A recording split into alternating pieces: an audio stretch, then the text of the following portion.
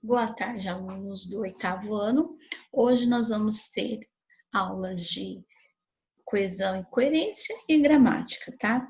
Eu vou aproveitar e passar para vocês os dois conteúdos juntos, porque coesão e coerência é mais fácil. E gramática nós vamos estar entrando no âmbito da concordância verbal e nominal, então é só mesmo assim uma apresentação do assunto. Depois nós vamos nos aprofundar na concordância verbal e concordância nominal separadas, tá bom? Mas é bem tranquilo, tá? Então, vou colocar para vocês a nossa pauta de hoje aí, tá? Copiem a pauta no caderno. Coesão e coerência das páginas, vamos aqui, né? Páginas 262 a 264, concordância verbo nominal, não separado, concordância verbo nominal, páginas 290 a 299, tá bom? Então, são essas páginas aqui que nós vamos estar vendo hoje, tá? Pouquinha coisa, não é muito não. Aí aqui vai, nesses dois itens, haverá exercícios para vocês estarem resolvendo. E vou corrigir nas nossas aulas remotas, tá bom? Marque então aí, dá um tempinho aí para vocês estarem anotando. Tá? Vamos lá então para o nosso livro, a coesão e coerência, tá? Tem aqui. O parágrafo a seguir é a primeira parte de uma notícia, tá? Notícia nós vimos no 6º ano, né? Então, lá. Avô e neto se tornaram amigos de classe em uma sala de aula da FATEC de Mogi das Cruzes. Assim, para o estudante mais experiente, não foi difícil se socializar com os colegas de classe. Apesar dos cabelos brancos, Eduardo Moreira se sentiu bem acolhido pela turma de agronegócio, já que estuda na mesma sala que o neto. Então, aqui é o primeiro parágrafo da notícia. O primeiro parágrafo da notícia, ela que foi divulgada aqui, né, publicada, 18 de março de 2017, nós chamamos, eu creio que vocês se lembram, né, que o avô e o neto estão na mesma sala. Lead, né? Aí aqui o primeiro parágrafo de uma notícia traz as informações principais sobre o que é relatado no texto. É o chamado lead. Releia o trecho anterior e identifica. Aí você vai identificar, vai responder esses exercícios do número 1 até o número 3 para mim, da 262 a 263, tá? Aí, por quê? Nós vamos estar falando a respeito de nominação. O que é isso, nominação, né? Então, sempre fala, né? Coesão e coerência sempre fala que para um texto ter sentido, ele é uma unidade. Então, para essa unidade ela continuar tendo sentido, né? Essa unidade, para que ela continue tendo sentido, é necessário que as partes estejam interligadas, né? Que as partes sempre estejam conectadas uma com a outra. E para que essa estratégia, né, utilizada para relacionar as palavras entre si, nós chamamos de nominação. Grifem aí, tá? Prometo não usar mais o meu marca-texto, grifem aí. Então, a estratégia utilizada para relacionar as palavras entre si, nós chamamos de nominação, em que se deixa repetir o nome apresentando uma expressão pela qual ele possa ser substituído. Não se trata apenas de sinônimo, não é um sinônimo, mas de todo um conjunto de referência. Então, vamos entender o que é nominação. Não é sinônimo, ó. Passei o fim de semana na casa da minha avó. Minha segunda mãe faz todas as minhas vontades. Então, aqui, nominação, minha segunda mãe. Está se referindo a quem? A avó. Tá vendo? É um conjunto de referência. Minha segunda mãe, nesse contexto aqui, é minha avó. E não ficou nada repetitivo, né? Não ficou uma construção pobre, até uma construção muito bem enriquecida, né? Aí nós temos aqui, ó. A expressão minha segunda mãe retoma o nome avó, definindo a avó pode ser considerada uma segunda mãe. Note que é necessário ao leitor conhecer previamente os elementos envolvidos para identificar a retomada feita no texto. Caso contrário, ele não saberia quem é essa segunda mãe. Assim, é preciso que se identifique os laços afetivos representados na frase. Então, tem que ter um significado para quem lê. Senão a pessoa vai falar minha segunda mãe, mas se ele acha que a segunda mãe dele é a tia, ele nunca queria identificar a avó aqui. Porém, dentro do contexto, segunda mãe é a avó, tá? Então, a nominação é feita dessa maneira. Você utiliza de outras palavras, tá? Para se referir a algo no seu texto, porém que tenha sentido, que vai fazer com que elas continuem, né? Interligadas uma à outra, as partes do seu texto. Aí tem as questões 4, 5, para você responder, tá? A 4 e a 5, ok? Tudo bem? Aí depois nós vamos para... Então, essas atividades, gente, eu vou estar corrigindo com vocês na nossa próxima aula remota, tá bom? Aí nós vamos estar entrando na concordância verbo-nominal, tá? Aí aqui, ó, também tem a matéria que vai falar sobre poluição. 92% da população global respira ar inadequado. Alerta OMS. Aí tem aqui, ó, a Organização Mundial da Saúde alertou hoje, 27, que 92% da população global vive atualmente em áreas onde os níveis de qualidade do ar ultrapassam os limites mínimos estabelecidos pela entidade. Os dados integram o mais completo relatório global já divulgado pela organização sobre zonas de perigo para a poluição do ar, com base em informações de medições por satélite, modelos de transporte aéreo e monitores de estação terrestre de mais de 3.000 localidades rurais e urbanas. Percebam que os verbos aqui, ó, já estão grifados, né? Porque vai ter uma atividade para vocês fazerem.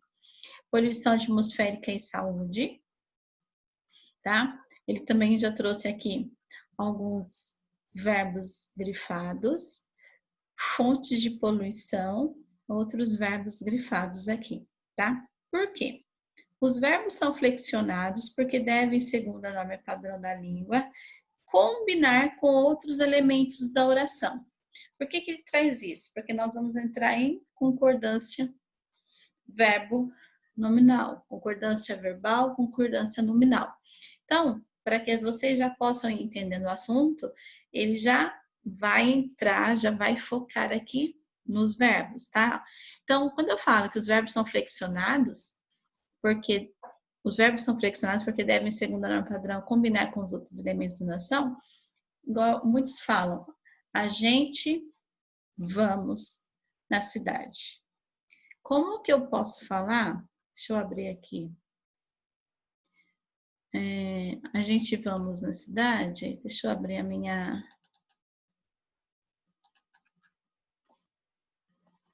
Aqui, ó, vou escrever para vocês.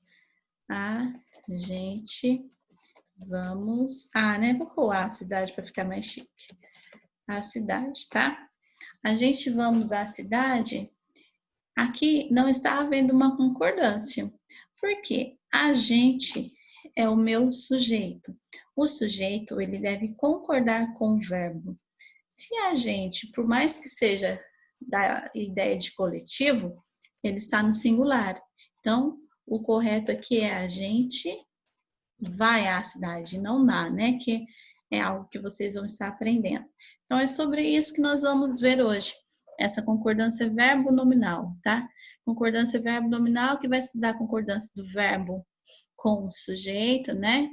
Eles aí combinam um com o outro. Nominal são aqueles nomes também que vai ter todo um processo de estar combinando com os outros elementos dentro de uma oração. Tá bom? Tá? Só para vocês irem entendendo aí. Ok? Então, vamos lá. Então, ele fala aqui, alertou. Quem é o sujeito do verbo alertou? Vamos lá na oração. Vou fazer o primeiro e depois os outros vocês vão fazer, tá? Então, eu tenho aqui o verbo alertou, né? A Organização Mundial da Saúde alertou hoje, 92% da população global vive atualmente em áreas onde os níveis de qualidade do ar ultrapassam os limites mínimos estabelecidos pela entidade. Então, vamos lá, alertou. Para eu encontrar o sujeito, eu tenho que perguntar, Quem alertou hoje que 92% vive atualmente em áreas onde vive? Quem alertou? A Organização Mundial da Saúde, OMS. Então, o sujeito, vocês vão colocar lá, a Organização Mundial da Saúde. Depois, ele pergunta, em que pessoa está esse meu verbo? Primeira pessoa do singular, tá fácil que já é singular, né, gente? Não vamos nem pensar no plural. Segunda pessoa ou terceira? Não, lembrando que não há quarta pessoa, né? Vai só até a terceira pessoa do singular e até a terceira pessoa do plural, tá? Então, antes que alguém queira encontrar quarta e quinta, né? Não é marcha de carro, né? São as pessoas, né, do pronome pessoal reto aí. Então, aqui, alertou. Alertou, eu alertou? Não sou eu que alertou, né? Eu seria primeiro. Tu alertou? Ele alertou? Ele. Então, terceira pessoa do singular é a resposta aí que eu vou colocar na tabela da 1, tá bom? Então, aí vocês vão, né, nesse sentido, completar essa tabela da página 291 e responder também o exercício 2 da 291, tá? Então, o 1 e o 2, tá? Aí nós vamos aqui para o que é concordância verbo nominal, tá bom? Então, vamos lá. Na língua portuguesa, há palavras variáveis e invariáveis. Aí, o que é ser variável? O que é ser invariável? Então, variável, o que quer dizer? Podem até grifar aí. Quando eu falo para vocês que as palavras elas são variáveis, tais palavras são variáveis, é porque ela admite flexões, ela admite ser modificada de acordo com o contexto em que ela vai ser inserida. Por exemplo, ela pode ser flexionada em gênero, que é feminino masculino, ou em número, que é singular ou plural, né? Para combinar com a oração aí que ela vai estar presente. E as invariáveis são aquelas que não mudam de jeito nenhum. Eu me lembro bem que no sexto ano nós fizemos alguns exercícios do tipo, né? A gente ia escrevendo se era variável, se não era invariável, né?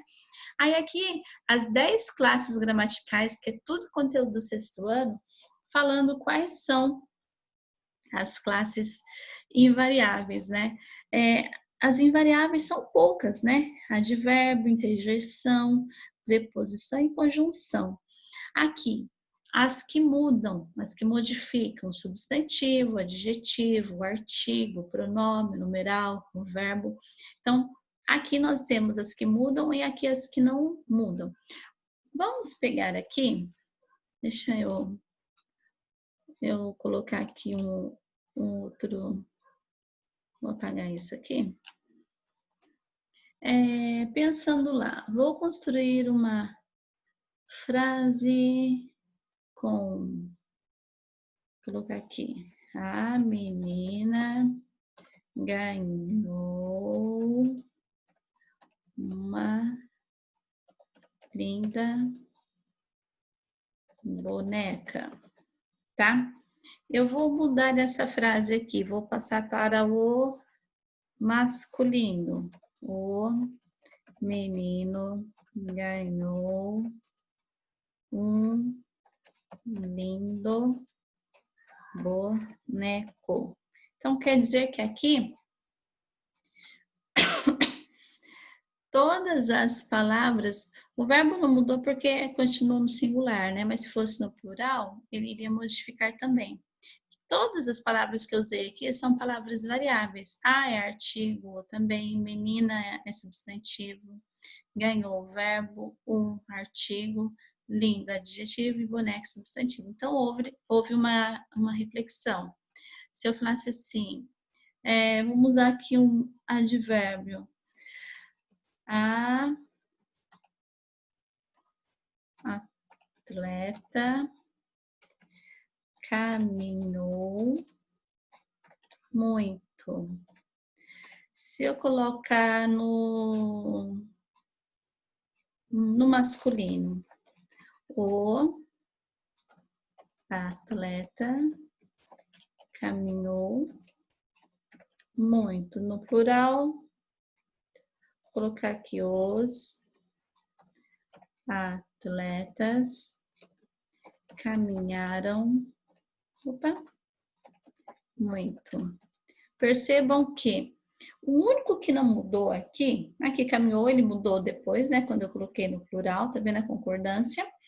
O único que não mudou foi o muito, porque muito é um advérbio de intensidade, ele não modifica, né? A preposição, as conjunções, o atleta caminhou muito, vírgula, mas perdeu a competição. Pensar assim. A atleta caminhou muito, mas perdeu a competição. Se eu colocasse o atleta caminhou muito, vírgula, mas perdeu a competição. O mas também não haveria nenhuma alteração. Por quê? O mas é uma conjunção. Só para vocês irem entendendo. Isso é trabalhar concordância, verbo nominal em uma frase, em um texto. Saber concordar, colocar as palavras corretamente, né? Que senão fica algo feio, né? Você começa a ler o texto, fica assim algo muito ruim de você ouvir e de ler, tá? Mas aí esse é o assunto da aula de hoje, tá bom? Então vamos voltar lá no nosso livro.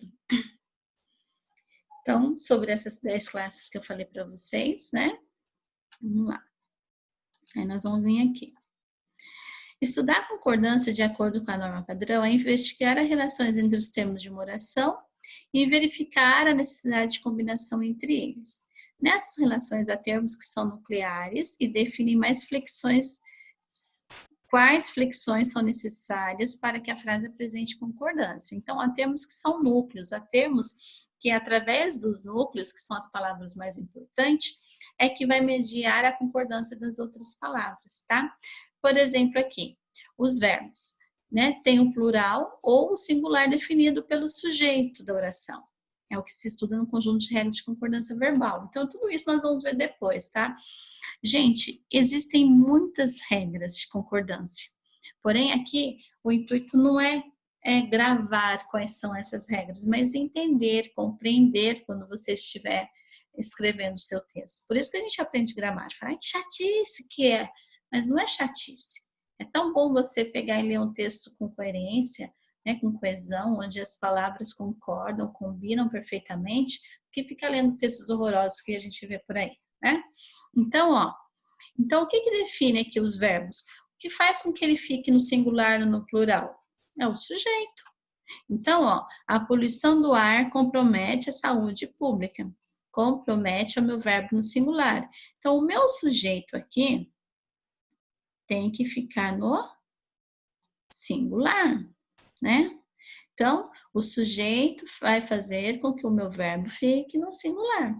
Aí a saúde pública, né? Continuando aqui, é um objeto direto, né? Se a gente for analisar, mas não é o caso, tá? Então, essa definição do que o sujeito vai gerar, né, na oração, os verbos têm o plural ou singular definido pelo sujeito. Então, é o sujeito que vai definir se meu verbo vai para o plural ou se meu verbo vai para o singular.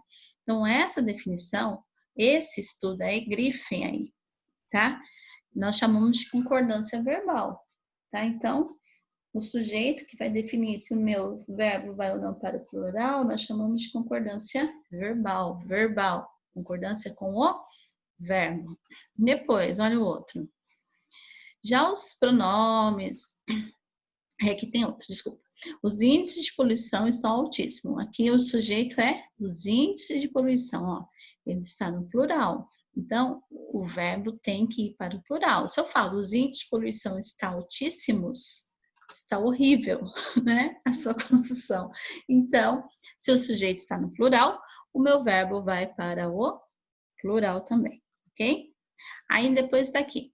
Já os pronomes adjetivos, artigos e numerais se referem aos nomes. Então, os pronomes, os adjetivos, artigos e numerais se referem aos nomes. E dependem desse núcleo para se flexionar em feminino ou masculino, ou em singular ou plural. Então, o pronome, ele vai depender muito ao nome que ele vai estar se referindo. O adjetivo vai depender muito ao nome que ele vai estar se referindo, para fazer a concordância nominal, para ver se ele vai para o singular ou se ele vai ficar no plural. Então, isso, grifem também. Chamamos de concordância nominal, tá? Aí tá aqui, ó. Os manifestantes distribuíam máscaras protetoras presas ao panfletos. Então, aqui o verbo está correto no plural, porque o meu sujeito está no plural. Máscaras é um substantivo feminino. Protetoras, presas, é o meu adjetivo. Por que ele foi para o plural, professora? Porque protetoras presas está se referindo ao meu substantivo máscaras. Então, por esse motivo, ele vai para o plural, tá? Então, aqui nós estamos fazendo o estudo da concordância nominal, que é a concordância dos nomes com as palavras a quem ele se refere, né? Então, o nome, o núcleo, as palavras a quem ele se refere, tá bom? Então, respeitar a concordância adequada evita ambiguidades, né? Ambiguidades são aquelas frases que têm duplo sentido, pois esclarece quais são os termos que se relacionam na oração e contribui para a qualidade do texto formal, demonstrando o domínio das regras gramaticais. Não é nada difícil, viu, gente? Nada difícil, tá? Aí aqui vem os exercícios, tá? Da 293. Vocês vão responder para mim até a 299. Questão invertida não se faz, tá? Aí vem as atividades aí para vocês estarem respondendo a respeito dessa concordância verbo nominal, que ele trouxe só né, uma introdução sobre o assunto. Depois nós vamos ver com calma, tá bom? Vou corrigir isso aqui na nossa aula remota. Vamos ver se aqui aplicando o assunto. Muitas vezes utilizamos recursos da licença poética quando vamos redigir uma narrativa. Essa licença existe para que, em determinado contexto, seja permitido ao escritor quebrar algumas regras gramaticais. Então, um poema sempre há isso, né? Alguma coisa para nossa, que estranho, tá errado, mas é possível, né? Quebra-se as regras. Então, esse recurso geralmente é usado no intuito de que a personagem seja retratada de forma mais autêntica, respeitando e reproduzindo seu modo de ser e de falar. Considere a estrofe a seguir do poeta Patativa do Assaré. Nela, ao expressar a importância que a escrita tem em sua vida, o autor não abre mão da legitimidade de sua própria linguagem, com registros populares como os livros, outras coisinhas e as coisas, sem, por isso, empobrecer o poema. É linguagem poética e das mais ricas. Então, em alguns poemas nós vamos encontrar isso, não é erro, tá? Não é erro gramatical, mas sim é uma licença poética, que para redigir o seu texto, para deixar ele mais coeso, né, mais próximo da realidade da personagem a quem ele se refere, é possível fazer isso. Olha só, depois que os 2 livros eu li, fiquei me sentindo bem e outras coisinhas aprendi, sem ter lição de ninguém. Na minha pobre linguagem, a minha lira servagem, canto o que minha alma sente e o meu coração encerra, as coisas de minha terra e a vida de minha gente, tá? Então, aqui nós temos um texto que nós, se fôssemos ver concordância verbo nominal, né? Na concordância verbal ou a concordância nominal, iríamos falar que está errado. Porém, dentro, né, do poema que ele quis construir para mostrar a escrita, o que a escrita significa para a vida dele, não tem nada de errado, tá bom? Então, vocês não se esqueçam de responder os exercícios para mim, da 292 até a 299. Só que também eu tentei simplificar para vocês um slide aqui, vamos ver se ele vai passar, para quem quiser anotar no caderno, né? Concordância aí bem simplificadinho, tá? O que é concordância, né? Então, é um princípio sintático, né? Que vem lá da análise sintática, que determina a combinação coesa e harmoniosa, né? Harmoniosa e harmoniosa entre as palavras que compõem uma oração. Então, coesa tem coerência, harmoniosa, fica bonito, né? o estilo entre as palavras, né? Não fica aquela coisa ruim de se ouvir igual a gente vamos no cinema, né? O nós vai no cinema. Então, para isso que a gente estuda a concordância. Aí eu coloquei aqui uma frase bem simples, né? A menina está feliz, eu coloquei no plural, as meninas estão felizes, né? Então, isso é coesão, isso é harmoniosidade dentro de uma frase, ok? Depois a gente tem aqui. Para combinar com um termo nuclear, as palavras podem ser flexionadas em gênero, quais são os gêneros que existem, masculino e feminino, ou em número singular e plural. Aí tem aqui, as pessoas estão usando máscaras protetoras no nariz. Aí eu coloquei aqui em destaque, máscaras protetoras, né? Por quê? Protetoras está se referindo a máscaras, por isso ambas estão no plural. O substantivo, que é a palavra núcleo, que é a palavra mais importante aqui no caso, está no plural, por isso o adjetivo vai para o plural também. E falando a respeito, aqui concordância nominal, tá? Aqui, falando a respeito da concordância verbal, o meu sujeito está no plural as pessoas, então por esse motivo o verbo está no plural também, ok? Aí depois eu coloquei, os verbos são flexionados no singular ou plural de acordo com o sujeito a que se refere, tá? Aí lá, os índices de poluição estão altíssimos, né? Que nós tiramos lá da apostila. Os índices é o meu sujeito, ele está no plural, por esse motivo o meu verbo foi para o plural. Olha só, altíssimos é uma característica do sujeito, por isso também ele vai para o plural, tá vendo?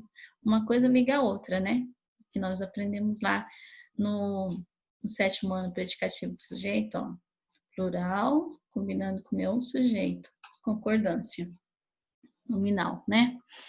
Muito fácil, tá? Aí aqui, os nomes que são núcleos determinam a flexão dos pronomes, adjetivos, artigos e numerais que os acompanham, tá? No caso, aquela frase que eu falei para vocês.